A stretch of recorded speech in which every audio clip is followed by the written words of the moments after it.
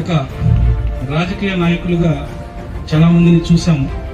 కానీ ఇంత సన్నిహితంగా ఆప్యాయంగా పలకరించేటువంటి రిసీవింగ్ కానీ, పలకరించే విధానం కానీ, మరి సార్ చేసేటువంటి చారిటీస్ కానీ నా లైఫ్లో అయితే నేను ఫస్ట్ టైం చూడడం సార్. ఎందుకంటే విద్య అనేది నాకు చాలా ఇష్టమైన అంశము. అందులో మీరు చేస్తున్న శ్రమ, మీరు చేస్తున్నది కూడా ప్రత్యేక ధన్యవాదాలు తెలియజేస్తూ, అలాగే బోధన సిబ్బందికి కూడా ఒక చిన్న రిక్వెస్ట్.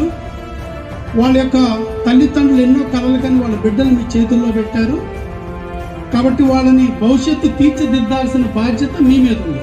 ఇప్పుడు ఈ రోజున మొన్న నేను ఎమ్మెల్యేగా ఒక స్కూల్కి వెళ్తే అందరూ ఎమ్మెల్యే గారు నమస్కారం, ఎమ్మెల్యే గారు నమస్కారం అంటే ఒకే వ్యక్తి ముందుకు వచ్చి అలా వెంకటరాజు బాగున్నావా అని ఒకే వ్యక్తి అనగలిగారు, మా గురువు గారు, మా మాస్టర్.